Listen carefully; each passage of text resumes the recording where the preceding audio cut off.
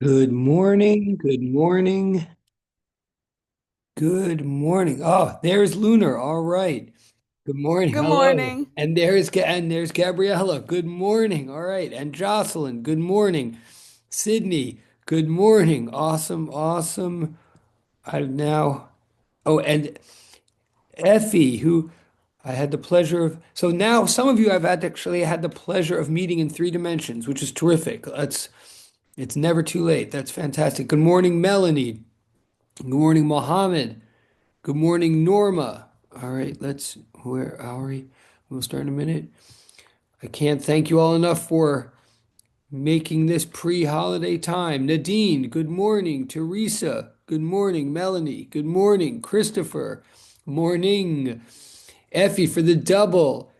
Jean, good morning. George, good morning. Mohammed for the double. Genesis, good morning. Norma, good morning for the triple G. Chanel, good morning. Sydney for the double. Jocelyn for the double. All right, let's do this.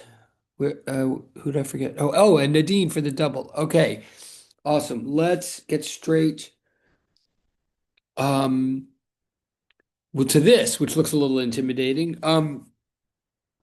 We're continuing with work.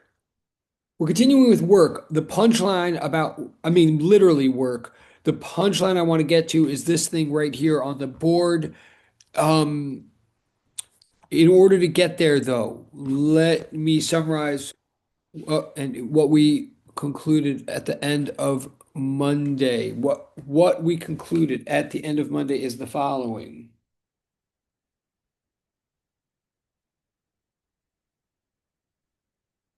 Hold on. Oh, and is that Zebo? Okay, good morning, Zebo. Okay.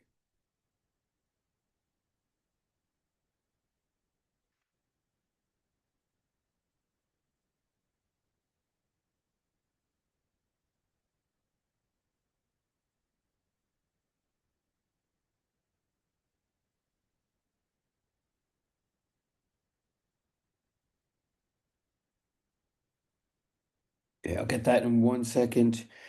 Um,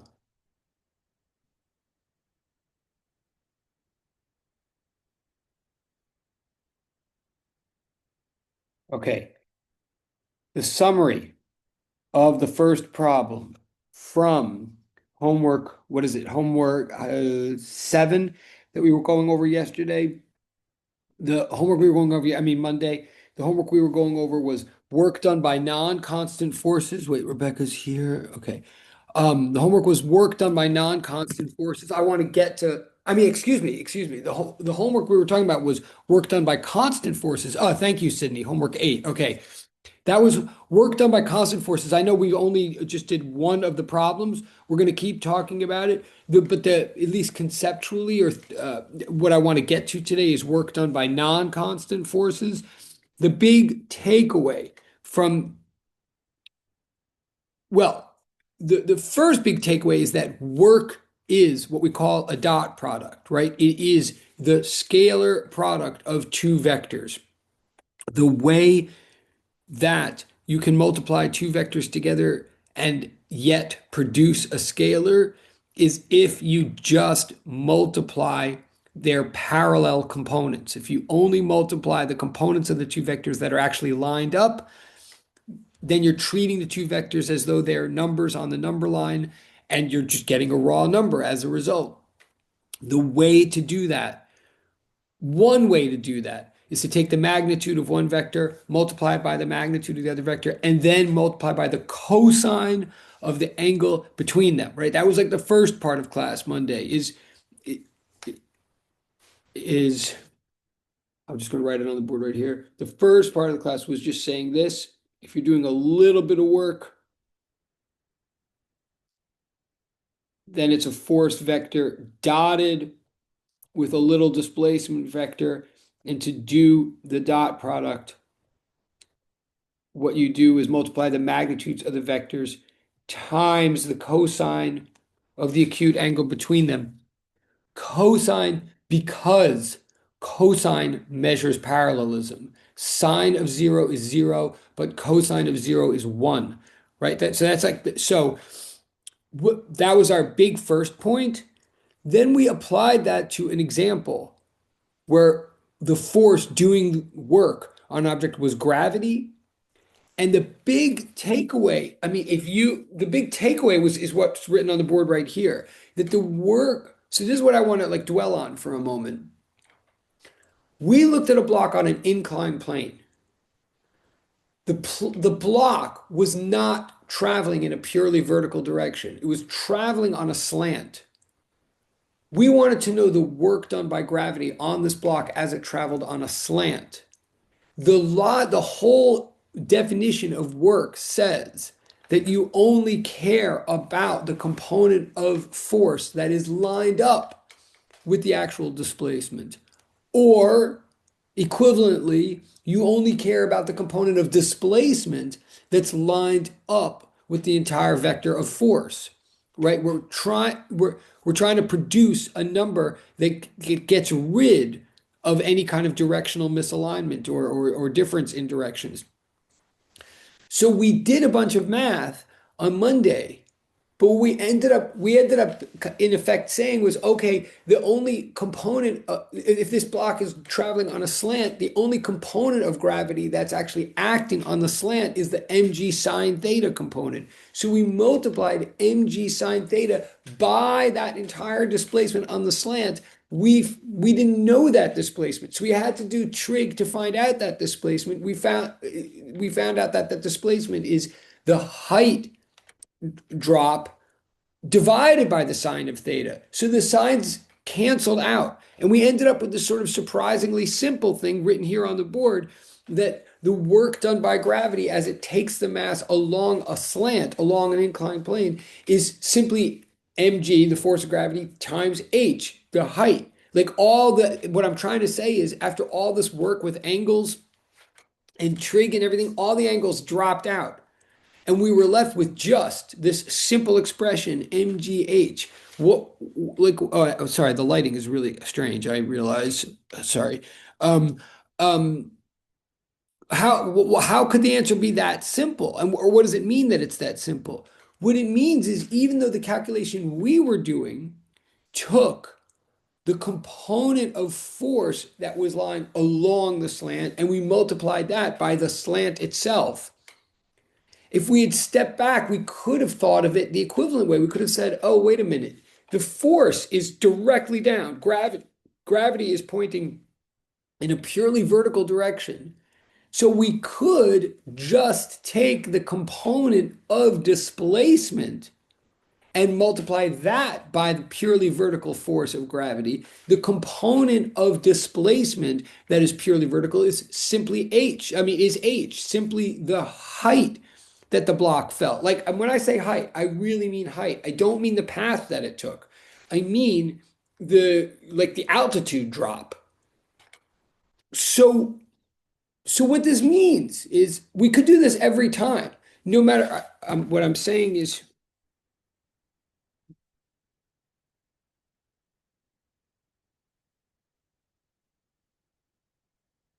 since gravity always points directly down,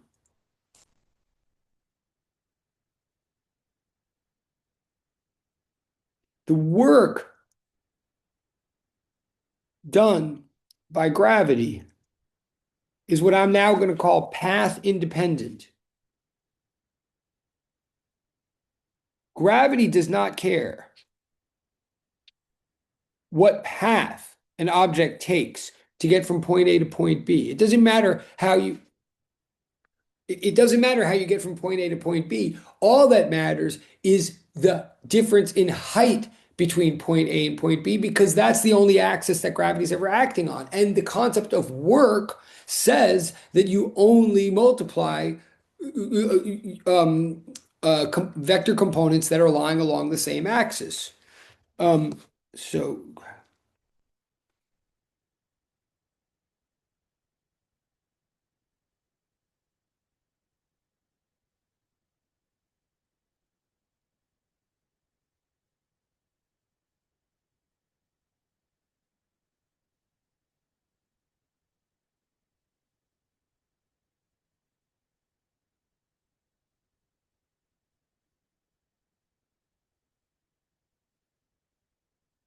Um, So no matter how, so the inclined plane is this like limiting case example where an object happens to be going, I don't know, whatever, 33-degree angle. And what we're saying is, I don't care about the angle and I don't care how horizontally far the mass went. All I care about is if it dropped this amount of height, then the amount of work that gravity did on it to bring it down this amount of height is simply force times height, mg times h. So if you ever want to memorize anything, like that's a memorizer. That will never fail you. Let's be clear about two nuances. One, that's if the object is going down, literally moving down. If an object happens to be going up, which happens all the time, right? Like if I throw something up while the object's going up, the same logic applies, but now the angle is not 0 degrees. I mean, the angle between gravity and the vertical axis is not 0 degrees. It would be 180 degrees. The cosine would be -1, so to speak. So when something's going up, gravity's doing work on it negative mgh, right? But until it starts coming down, and then it'll be positive mgh. So that's one big implication of this whole dot product idea is that it makes certain forces like gravity end up being a lot easier to work with because they can be relied on to always act on the same axis. Um, in fact, let me go one step further.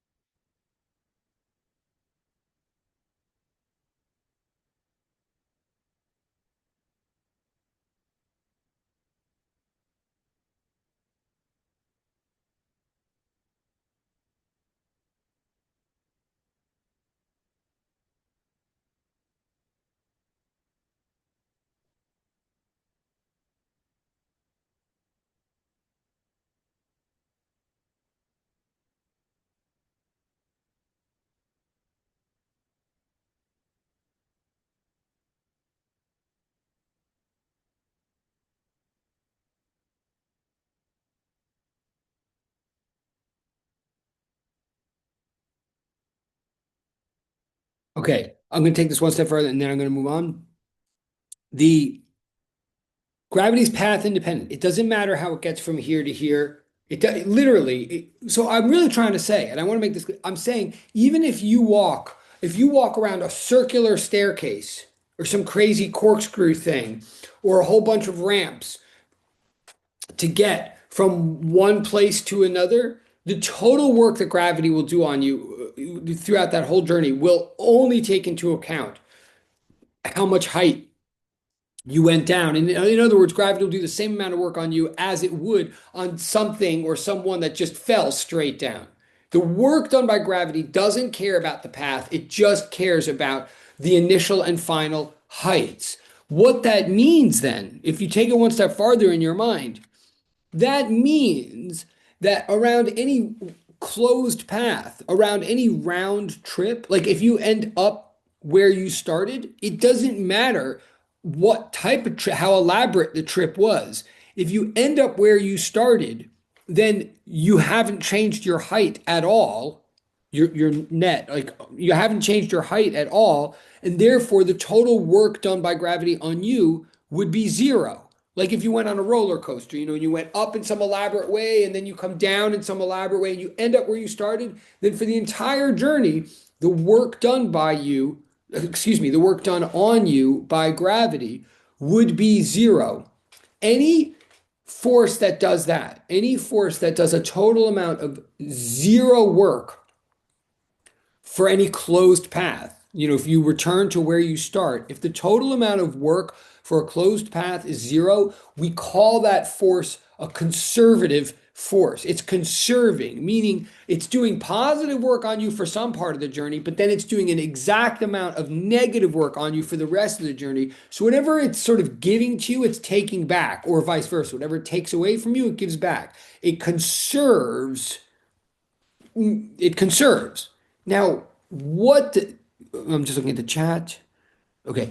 What does it conserve? Like, okay, so I'm saying so far, work is a dot product.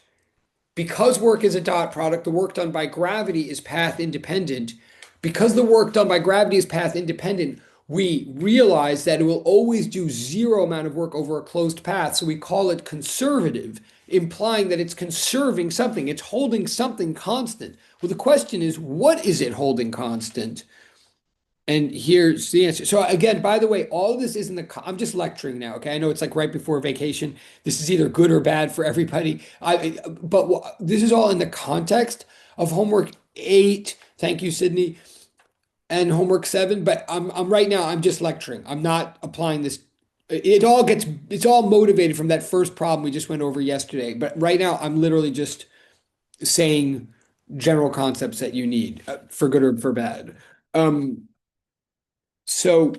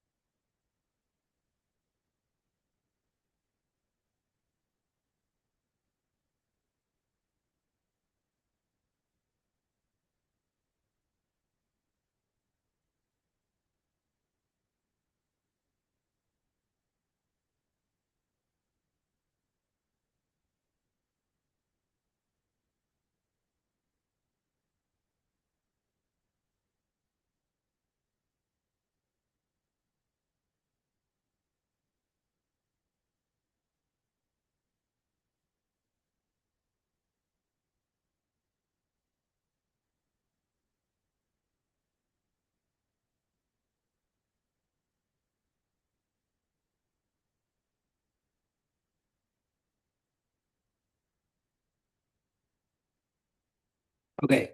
I want to see what effect work has on an object. Like, what does it mean when we're doing work on an object? What are we doing to the object? So I'm going to look at the simple, like a central case, a simple case of just one force acting on an object. Let's assume the force is constant. In other words, assume that the displacement is small enough that the force is constant, and assume the object is displaced horizontally, and assume that the force is horizontal. So like basically as pure a case as we can make. And if you need me to go back, tell me, I will.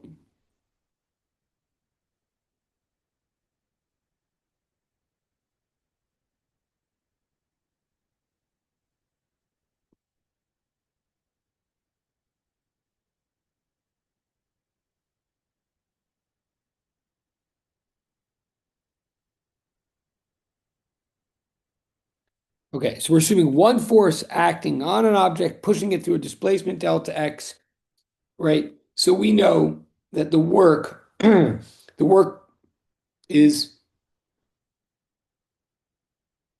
is is that. But in this simple case where the force and the displacement are already lined up, they're already horizontal. Like this goes to cosine of theta goes to 1. Sorry. So we have F delta X. And if and since um, there are no other forces besides F in this case,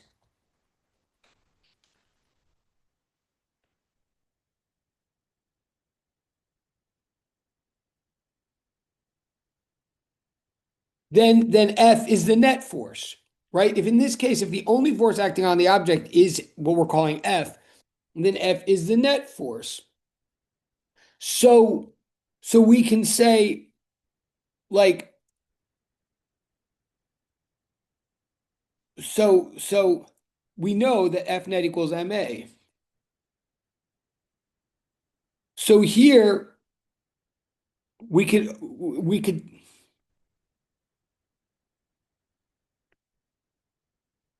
multiply both sides by X in effect.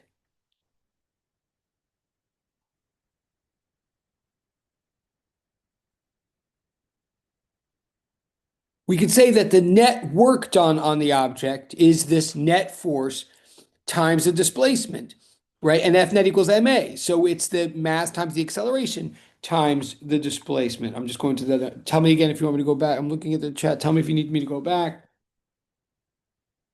So I'm saying, Professor, can you go back for one oh, second? sorry. Yeah, absolutely. I was hoping someone would say that. Yes, absolutely. Thank you. I'll fix this handwriting here.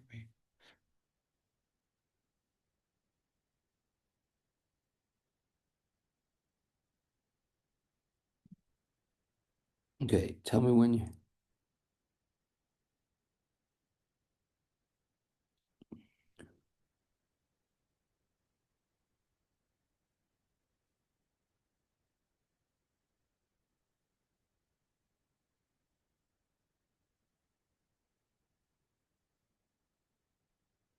shall I, or,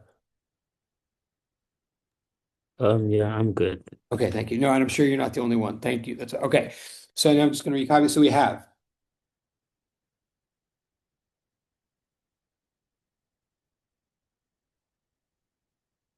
okay, now from earlier stuff, from the first month of class, I mean, I want to make a substitution here. I want to substitute for for acceleration. I've got different, ideas that I could put into because I don't know anything about the acceleration. I want to rewrite it in terms of knowns.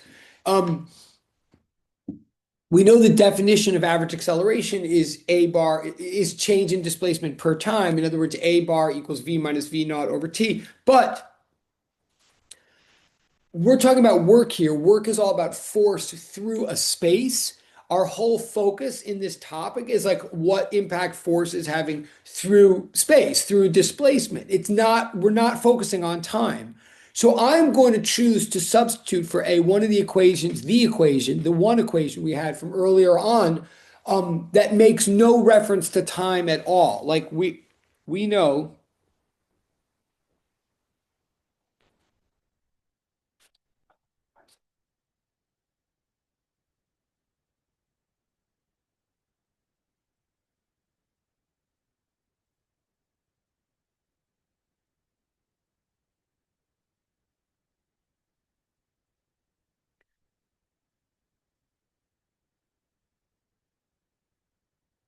we know this. We showed this earlier in the semester, and we don't use it a lot. It's the one, but we showed it assuming that acceleration is a constant, which it would be here if force is a constant.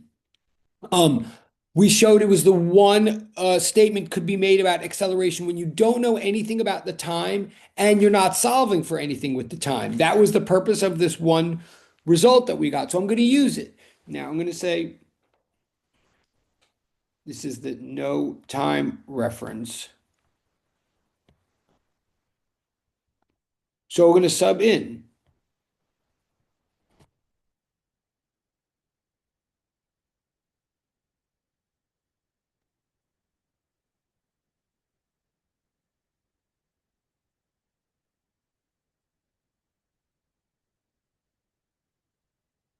And yeah, I'm using X and delta X. I mean, I'm using, I'm writing delta X every time just to emphasize that this is a small but finite displacement.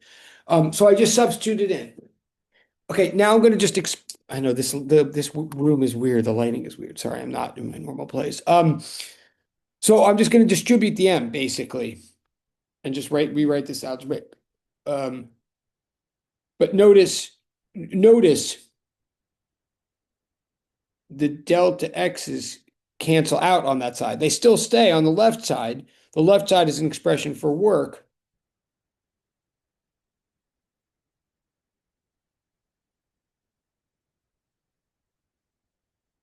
Sorry.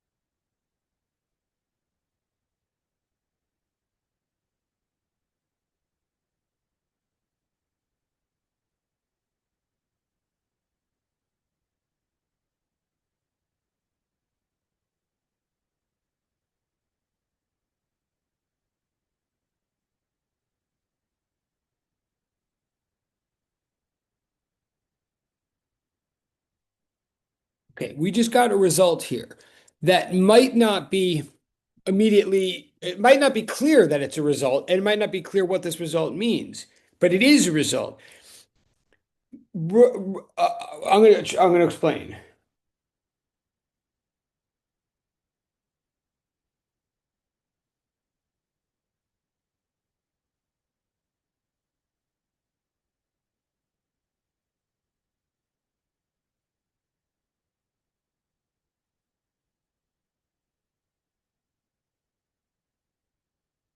Remember in physics, like the right, so we got something here that it may or may not look familiar, or it may not look, no, it shouldn't look familiar. It may not look like it's saying anything. But let's back up for a second. Remember in physics, whenever you have any quantity at all, so I'm just making a squiggly line to represent any quantity. If you have a quantity and then we suddenly find the term that, the phrase that quantity minus that quantity sub naught, that means the difference or the change in that quantity, right? Like when we have x minus x naught, it meant change in position from some initial position to the position that we're at now. Like x minus x naught means where you are now minus where you were then. We call that displacement, right?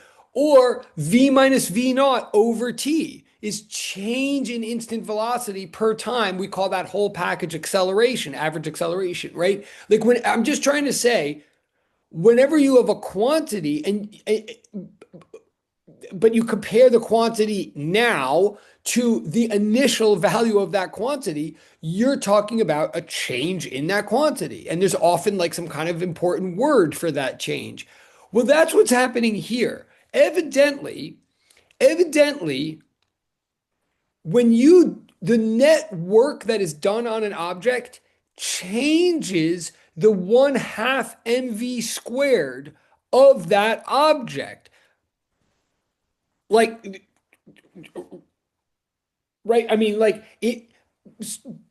So what I'm saying is, if apparently, what I'm trying, the reason I'm stuttering is because that's what I do. But the reason I'm stuttering is I don't want you to think that this is referring us back to something that we've seen before in physics. I mean, we've seen this kind of concept in physics before. But I'm not saying that I have any reason to recognize mv squared over 2 in this moment in physics. All I can see, though, from the algebra is that, oh, evidently, if I took an object and I measured its mass and I measured its speed And then I squared the speed and multiplied the two together. Like, so let me go in the opposite order. I took the speed of an object right at some moment and I squared that speed. And then I multiply that by the mass of the object. And then I divide the whole package by two, right? So I take the 1/2 mv squared of an object. If I wrote that quantity down and then I did work on the object, right? I pushed it through a displacement or I pulled it through a displacement. And then when I was done pushing or pulling, I measured the all those properties again. I measured the speed of the object again and squared it and multiplied by the mass of the object and divided by two and wrote that new number down. If I stood back and compared the two numbers, the old 1/2 mv squared to the new 1/2 mv squared, I would apparently, according to this algebra, I would find that the difference in those two packaged quantities, those two combination of measurements, the difference in the two quantities apparently would be exactly the same number as however many joules of work I did on the object. I did not see that coming. I'm not saying that's obvious. I'm not saying like, duh, can't you see why that would make sense? I'm not saying that at all. I'm just saying that the math evidently shows that from here on in, it might be worth tracking the square speed or the speed squared times the mass divided by two of an object. Like evidently that strange combination of measurements that I never cared about before I should start caring about now because if I take, I'll call for a minute, if I take 1/2 the mass square speed of an object and keep track of it, like write it down or whatever, I could always predict exactly what's going to happen to that combination of numbers as long as I know how much work I'm doing on an object or how much net work, like the work done by the net force. So I'm saying in English, evidently,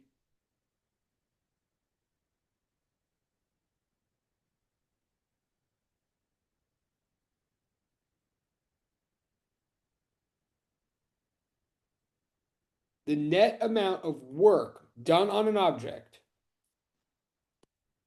done on a mass, precisely equals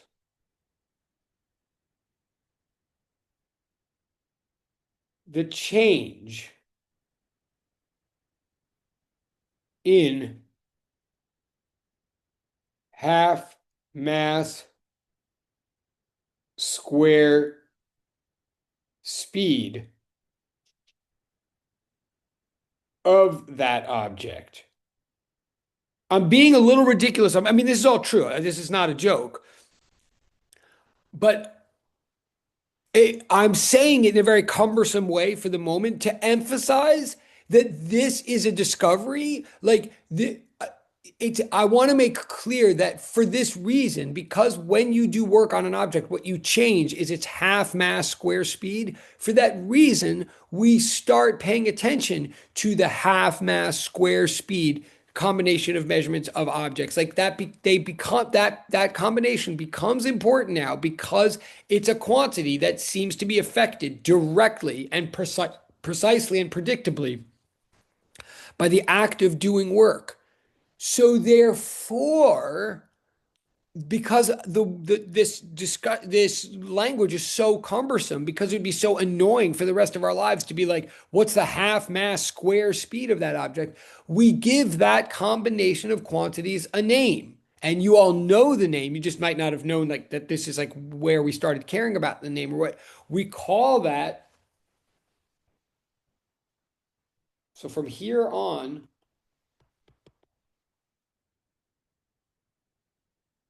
the 1/2 mv squared of any given mass, that combination of measurements, which I wouldn't have cared about before, but suddenly now I have some reason to care about, that combination of measurements, as many of you I think know or know from high school or whatever, is from now on called kinetic energy.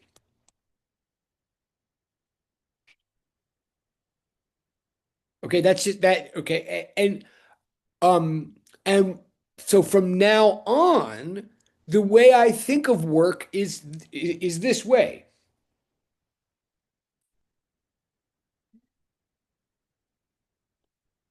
So from now on, what work is triple equal sign? Oh, hello. What just happened? Oh my goodness. Oh my goodness. Okay. What work is triple equal sign is the dot product of force with displacement. That's what it is. To do work is to push something or pull something through space, right? But what work does from now on, double equals sign, or technically speaking, what the the net amount of work done on an object, the consequence of work, the reason we care about it, apparently, is that what work does, sorry, is it changes, or even better, it transfers kinetic energy.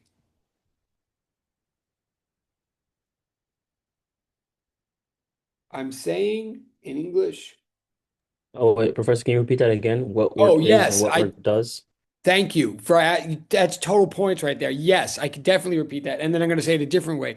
What work is a force through a displacement. Like what work is you push or pull something through space. But what work does is it changes the kinetic energy of the object that you're pulling or pushing through space. What work does is it changes kinetic energy. I'm going to say that. Okay, I think that's what you wanted me. Is that what you wanted me to repeat? Is it? Yes, sensei.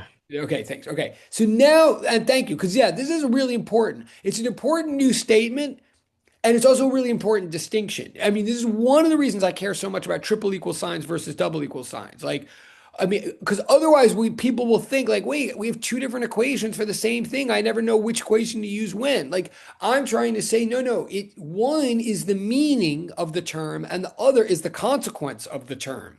I'm going to say again, what like Muhammad just said, I'm saying what work is, like if you were trying to picture what is work, like when you're picturing work, you picture me pushing or pulling a mass through space, like literally like along a line, me dragging something along an x-axis or shoving something along an x-axis. That's what the act of work is. But why we care about it, it turns out, is that when I do that, and now here's a better word, like the word I just used to Muhammad twice was change. I kept saying work is the change in kinetic energy. I mean, that's what the math is showing. It's saying if you measure the kinetic energy, the 1/2 mv squared of the object before I started pushing it, and then you measure it after I start pushing it through space, if I'm doing positive work on it, you'll find that the object's kinetic energy went up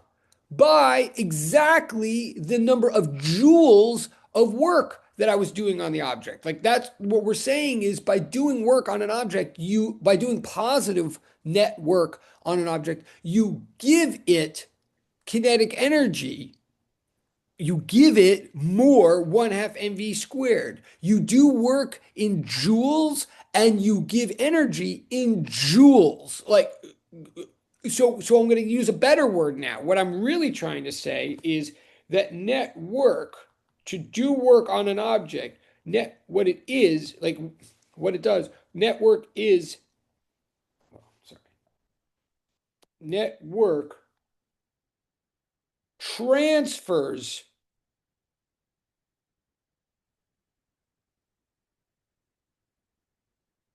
kinetic energy.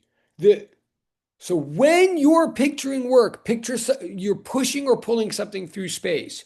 When you're asking yourself, why do I care? The answer is by pushing or pulling something through space, what you just did was you transferred energy to that thing. And I'm saying the word transfer now on purpose. Like I'm moving this in steps. Hopefully you can see. I'm now using the word transfer because what I'm saying is it literally is a transfer. Like if I do, I'll write it down. If I do,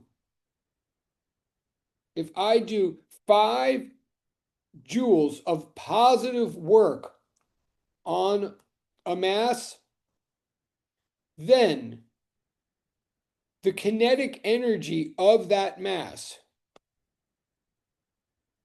increases by 5 joules,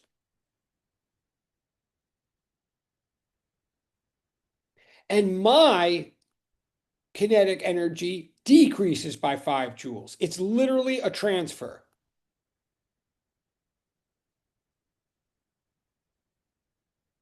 Um, is there something I forgot? And the units really work. I mean, I'm trying, I don't want to rabbit hole, but if a joule, remember, is a Newton times a meter. 1 joule of work is 1 Newton of force times 1 meter of displacement. But if you remember that a Newton is a kilogram times a meter per second squared, right? Like force is mass times acceleration. So a Newton is a kilogram times meter per second squared. Then a kilogram times a meter per second squared times a meter would be kilograms times meter squared over second squared. That's mass times v squared. I mean, that's the units of 1 FMV squared. So the units of, I mean, I know I just said that fast, but you could check on your own. Like just write it out. You'll see that the units of work are joules. The units of kinetic energy are joules. They're not the same thing, but they're intimately related in this way that work is the action, is the act, is the transaction, if you like, and energy is the commodity, is the thing that's being transferred. When I do work on you, I am giving you kinetic energy at my expense. And by the way, if I did negative work on you, it's the opposite. Then I'm taking kinetic energy from you and giving it to me. Um, Now we're almost done with this, but this is like, if you're, well, yeah, I mean, this is where all the sciences start coming together and stuff. Well, I could get myself all, but obviously you've all heard of energy before and stuff like that. And then, not to mention in the homework and in the labs, but even in other classes and things. Yes, we're using that same word on purpose. But what do we mean by it now? Like, in a way, I'm on purpose telling you that at its root, this is just like a little bit of,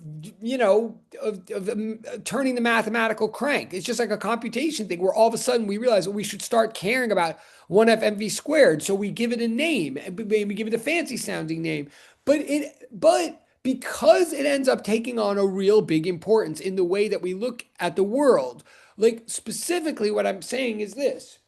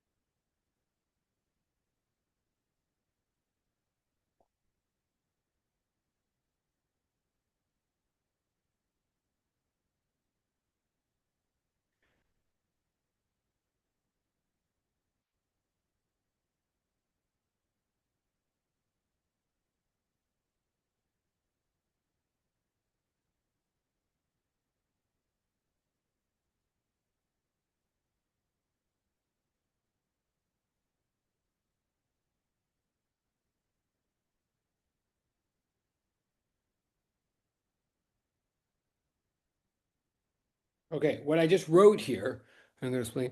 Like, if you want to back up, like, what is energy?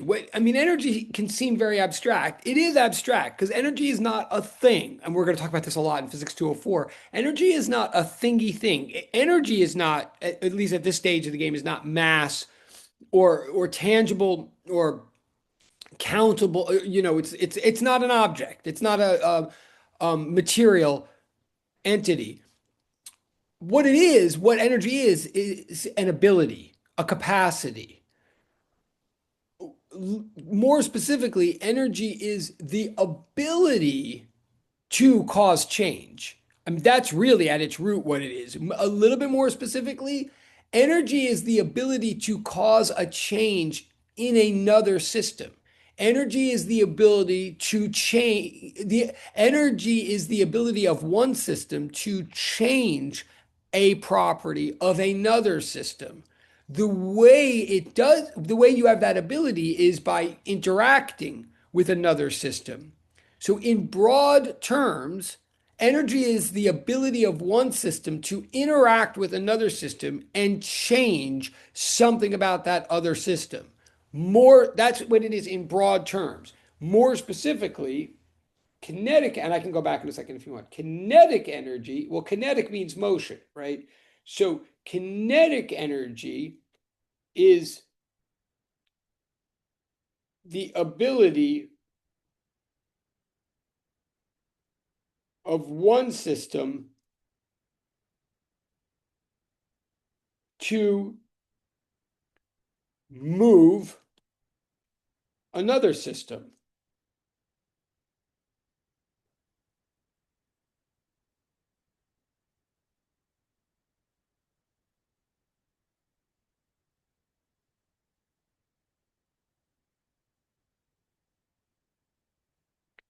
If I have kinetic energy, what that really means in terms of this whole way of looking at things, if I have kinetic energy, it means I'm moving. It means I'm a mass and I have some V. I therefore have some 1F mv squared, right? If I have 1F mv squared, we're saying I have kinetic energy. And what we're saying that means is that I have the ability to crash into you. I have the ability to interact, to exert a force through space on you. I can, because I'm moving fast, I can slam into you, or I can pull you, or I can push you, or whatever. I can interact with you by exerting a force through space. I can do work on you and get you to move differently. I can change your position because I'm moving. So kinetic, right? So kinetic energy specifically means the ability to change the position of another object because the first object itself was already undergoing changes in position. If I have motion, I can transfer the motion to you, is what we're saying. And the mechanism for doing that is this mechanism is that if I do work on you, the amount of work I do on you will transfer precisely that amount of energy from me to you. Again, so you could just say, and I will move on in a minute, but this is again where like concepts meet math, so to speak. Like conceptually, we could just say what we all already knew. Like the more I'm moving, the more I can move you. Like we kind of all already know that, I think. Like the faster I'm moving or the bigger I am, the greater ability I have to crash into you and to get you to move somewhat, right? But the reason we're now saying it in much more elaborate terms, now we're saying, okay, specifically how that works is as long as I exert a force on you through space, as long as I do work on you, I will specifically change your kinetic energy by specifically that amount. Like we're putting numbers to this. We're saying specifically I can quantify how much work I do on you in joules, and that will specifically quantify exactly how much your motion will be changed by in joules. And we're saying it's not a simple thing of just like, if I knew the newtons of force, then that would be the number of meters per second of velocity that you change by. Like, it's not that simple. There's one halves and there's v squareds involved, right? So in the end, like the equation or the quantification of this is what I was saying before is like this.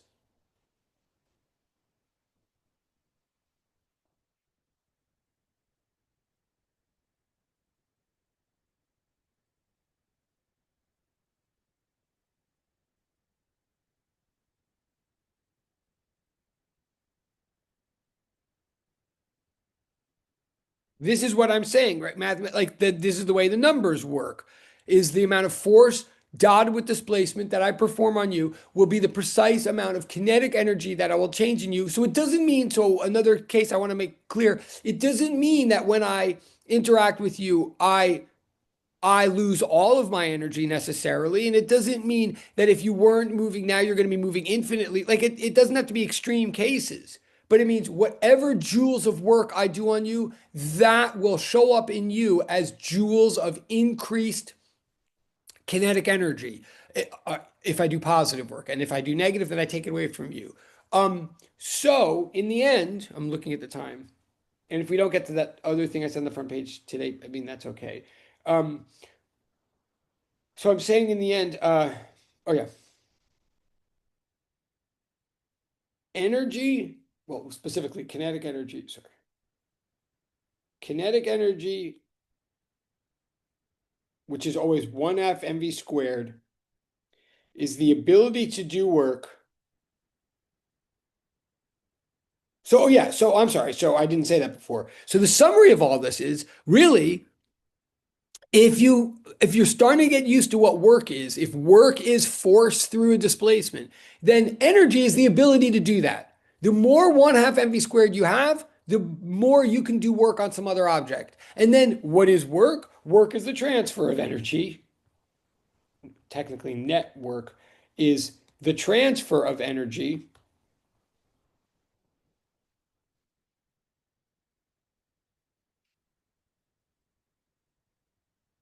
So in a way, it is a big circle. If you're thinking that what I'm saying is a little bit like self-referential or circular, you are correct.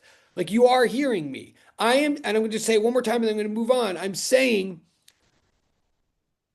work is the transfer of energy. Energy is the ability to make that transfer. Energy is the ability to do work. Work is the transfer of energy. It sounds like a circle, but it's nonetheless meaningful. It is meaningful for two reasons. One, because I'm not saying that work is defined to be the transfer of energy. I'm saying work is defined to be force dot product displacement. So what work is pushing or pulling through a displacement. Then when I'm saying the consequence of that, when you push or pull something through a displacement, what you do is transfer energy to that thing. What's the meaning of that? Who cares? Now that thing has more energy, and now that thing can now go and do work on something else. So really, honestly, this is circular only to the extent that like money is circular. It's literally like money. It is like saying money is the ability to perform an economic transaction. The more money I have, the more I can interact with other folks in the marketplace and transfer my money to them, right? The more money I have, the more ability I have to get rid of my money, to spend my money, right? I want money because I want to be able to spend it. That sounds like a circle, but we all know it's not a circle because money comes in different forms. If I have a lot of dollar bills in my pocket, I'm excited because I can now trade them for Pokemon cards, right? I mean, in the end, sort of nothing happened in a way because I had $4 in American currency and now I have $4 in Pokemon cards.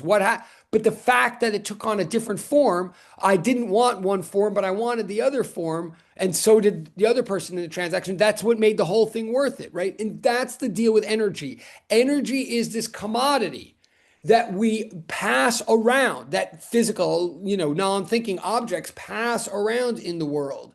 The more energy an object has, the more ability it has to pass that energy to something else, to interact with something else and change the state of the something else. It would all just be an irrelevant circle were it not for the fact that this transfer of energy that goes around can undergo different forms. One object can trade kinetic energy for thermal energy, right? And you can get two hands to rub together and trade some of their, like I can get two hands that we're moving really fast. I can rub them against each other. Now the hands are slowing down and they've transferred the energy from one to the other and it's taken on a new form called thermal energy, i.e. heat, right? I mean, you know all of this but I'm just trying to say, so energy is the ability to change another system. the most straightforward way in mechanics or in physics to interact with another system and change it is through the act of work, force through displacement. So that and yes, it's not a coincidence that energy is now measured in joules, which allow you to then convert it to all kind of other things that you've learned about in chemistry, like calories, 4.18 and all that kind of stuff. Because the whole point is now we've sort of converted the mechanical act of pushing or pulling something into a commodity that is a transferable good across objects, across systems, and across different scientific ways of thinking. Okay, so that's the connection between work and energy. I mean, we're going to get into more. Like, in fact, I know there's 18 minutes. Hold on, let me just think for a quick second. Um, yeah, I will. I mean, and the next form that we have to deal with, like in a physics class, is called potential energy. Do I want to say this really quickly? I'll say this really quickly. Yeah, to bring this full circle.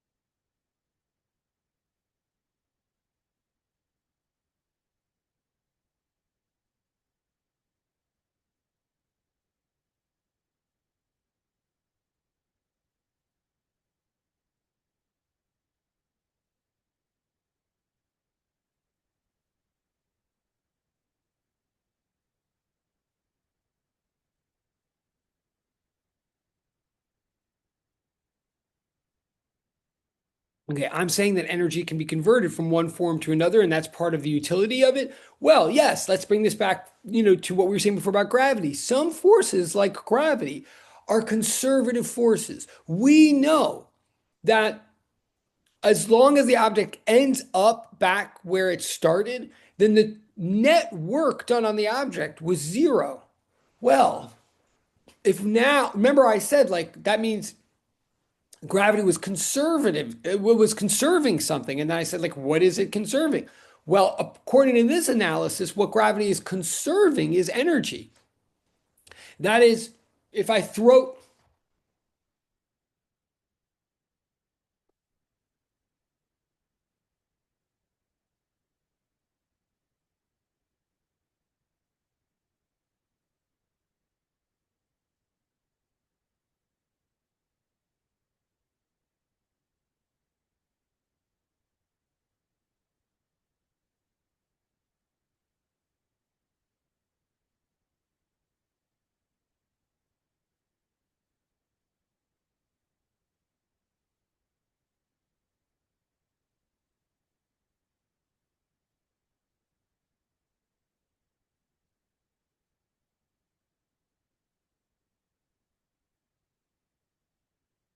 okay, if you threw, sorry, I'm looking in the chat. I just see, oh, oh, interesting. Okay, sorry. One thing in the direct chat, very interesting, a reference to Einstein. I love it. I totally get why you're saying that. That's awesome. I'm not going to get involved in that right now, but yes, great comment about someone's mentioning E equals MC squared, which I love, and I would love to talk to that person or anybody else in private about that. Not in private, but you know what I mean. And I hope someday we bring back Physics 382 that we used to offer here, where we get to do all that kind of cool stuff. Um, Let this be a little plug advertisement. If enough people are interested, we'll bring that back. Anyway, whatever. I'd love to talk about that stuff with people, but I can't talk about it right now. Then someone else asked about handwriting in the chat. Does it say by vertical? Sorry. Does it say by vertical motion? Wait. On this board, it says, this board says, for example, throw something up in gravity to a height h. Let it come back down. And is this the board you're talking about? Oh, please don't. Let's stay on track. Okay, okay. Wow. Okay, okay. But yeah, no, But wait, but there's a handwriting issue. I'm not sure. Are you talking about this board? The other person with the hand? Oh. When I said KE equals the system, the ability of one system to. Oh, no. Um, Not necessarily by vertical motion. Wait, let me see. Oh, this. Oh. Okay, this board. This board says kinetic energy is the ability of one system to move another system by virtue of motion. By which, so it doesn't say vertical, it says by virtue. That is confusing. What I mean by that is if you have kinetic energy, it means you are moving. Like if you have kinetic energy, mathematically, if you have kinetic energy, that means you have 1 FmV squared. The more 1 FmV squared you have, like the more joules of kinetic energy you have. Then what I'm trying to say, the meaning of that is that it really means the more you're moving, the more you could move something else. So that's what it says. So kinetic energy specifically is the ability of one system to move another system by virtue of motion, meaning because it itself in the first place was moving. That's what I'm saying. Okay, great. All right, now I know we have 13 minutes, but we actually are really getting, like, we are staying on track. Okay, what I'm saying is now, if you throw something up in gravity, near the surface of the earth. So it's going up, it's going by, you just throw it, right? You release it. So nothing else is acting on it besides gravity. It's going up to a height h, right? Well, on its way up, gravity is doing work negative mgh, negative, because gravity is pulling down, but the object is displacing up. So gravity's like failing, right? It's doing negative mgh work on it. Then on the way back down, gravity is succeeding, is doing positive mgh work on the way down. Now, here's what's interesting about that. Like what we first said is, yeah, necessarily by the time the object gets to the bottom, to height equals zero, gravity will have done a total amount of zero work for that whole round trip. Put in these new English terms, that means on the way back up, on the way up, gravity is taking kinetic energy from the mass. Like the mass is losing kinetic energy, it's slowing down on the way up. But on the way back down, gravity is, you could say, restoring or giving back that exact same amount of kinetic energy. So when we say, so the fact that gravity is a path independent force, we then say it's conservative because what we specifically mean is that for a round trip, gravity will not give or take any net amount of energy from an object in the end. The total amount of energy of this object is conserved for a round trip under the influence of gravity. Now, notice that almost sounds obvious, like, duh, well, I mean, positive, negative. Like, yeah, you might think, wouldn't that be true for any round trip under the influence of any force? But it's not. Like, like, like, like, friction, if I'm pushing something across a floor, while the thing is going across the floor, friction is acting against it. The thing is displacing to the north. Friction, let's say, is acting to the south. So friction is doing negative work on the object. And yes, duh, like friction slows the object down, right? Or, all other things being equal, friction's trying to slow the object down. So friction takes away kinetic energy from an object while the object slides in one direction. But then if the object comes back, for whatever reason, say you pull the object back, so you're also doing work, but we're focusing our attention on friction, or the object bounces against, a wall of a hockey rink or whatever. If the object starts coming back now the object has flipped its displacement vector, but the friction direction has also flipped. Friction is always going against. It's not like friction always points down like gravity. Friction always points against the way that you're going, right? So friction, if it took 2 joules of energy from you on the way out, it's going to take 2 more from you on the way back. So friction is not conservative, right? I'm just making the point that some forces are conservative, some are not.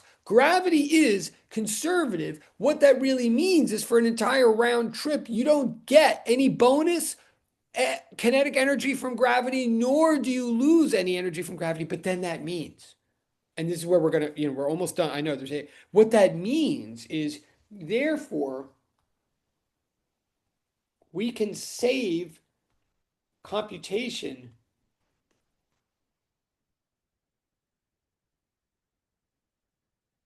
hassles steps.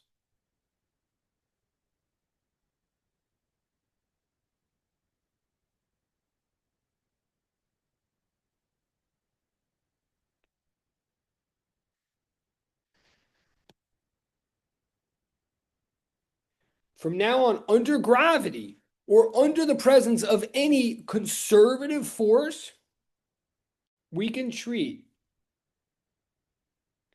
any trip under conservative work as the outbound leg of a round trip. Since we know what would happen in a round. Now, follow this. I know we have 7 minutes. This is the last thing we're going to do today, but it brings it all full circle. Just follow this for a second.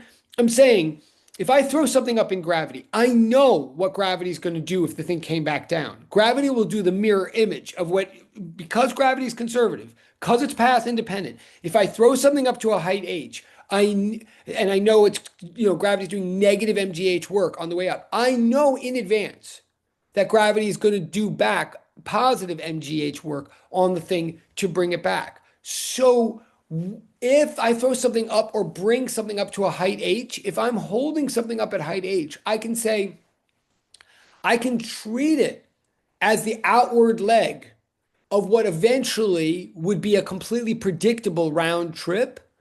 And I can say when the object, so if I hold a mass at height h, I can say right here at height h, this object is sitting here at height h. It doesn't have any kinetic energy at all. It's not moving, right? But I know if I were to let it go, if gravity were to bring it back down to the ground, I know exactly how much work gravity would do to bring this thing down to the ground. And I therefore know exactly how much kinetic energy this thing will gain on its way back to the ground.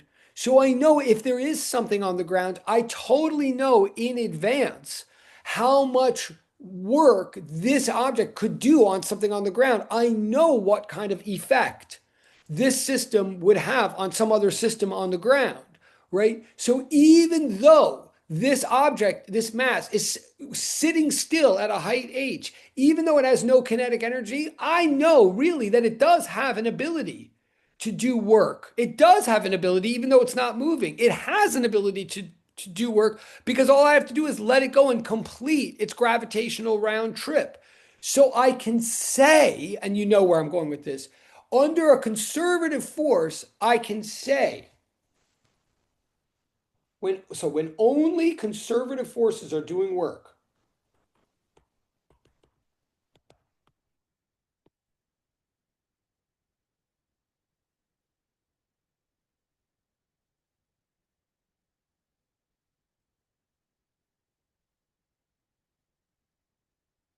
um,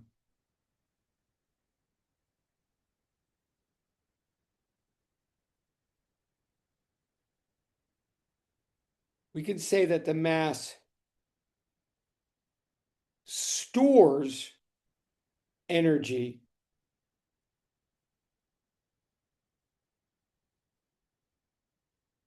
stores the ability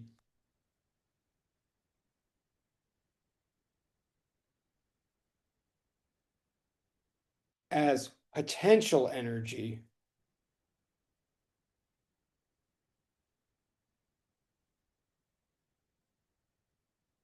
We can say the potential energy of a mass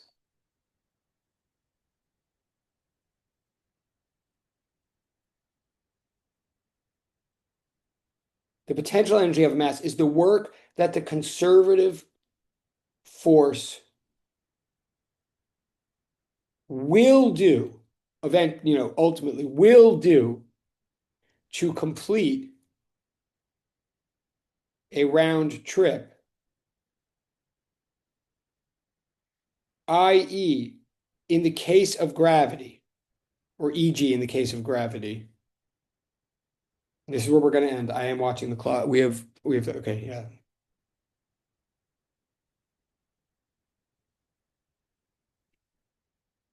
We can say that gravitational potential energy of a mass at height h is mgh. Like you've heard this from high school, many of you.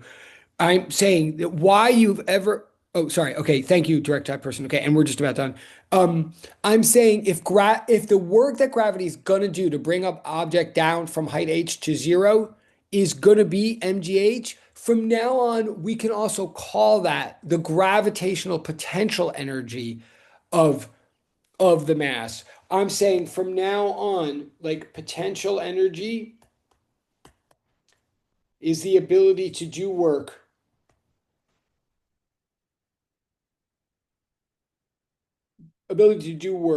by virtue not of motion, but by virtue of instability under a conservative force. Like the whole concept, I know we have 2 minutes. The whole concept so I'm saying here's another form of energy is potential, right? Now, the whole concept of potential energy does not ever apply to anything like friction or tension or normal force. It only applies so far. The only force we know about it so far in this class is gravity. It only applies to conservative forces. It only applies to forces that where we already know that they're always going to give back whatever they take over a round trip. And it's like a device, it's like a shortcut, this potential energy idea. It says from now on, if only a conservative force is acting, if you make some trip, if you go away from a stable place like the ground, we can, because we know what kinetic energy you'll eventually get, because we know what the conservative force will eventually do to you, we can say that you're currently storing it in the form of potential energy. And what you're storing is exactly the energy that will come to you from this work that will be done by you by the conservative force. So in the case of gravity, the work that gravity always does is mgh.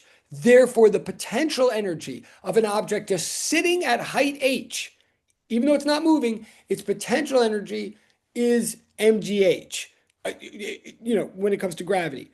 So that was like a very abstract lecture. I know there weren't many examples. I apologize, whatever. And I'm going to change the front cover. We covered a lot more actually than I expected, but we didn't cover the thing that I wrote in the front cover. So we'll do that next time, and I'll change the front cover for your PDF notes. So have a very great day. Yes, have a great holiday. Yes, have a great holiday. I'm not going anywhere, but you should. But I'm here if you missed anything or you want to ask any questions. But yes, have a great holiday. Have a good. Thank you. Professor, Yes, sorry, but can you go back like one slide and then another slide again? absolutely. All Okay. right, wait, so yeah, okay, let's start from there. Okay. Yes, have a great Thanksgiving, everybody. Okay, and maybe I'm not. I'm keep. Oh yeah, I'm gonna turn off the recording, but I'm staying if there's any questions. But I'm turning off the recording, and I'm gonna fix the front cover of the PDF. Okay, hold on. All right, wait.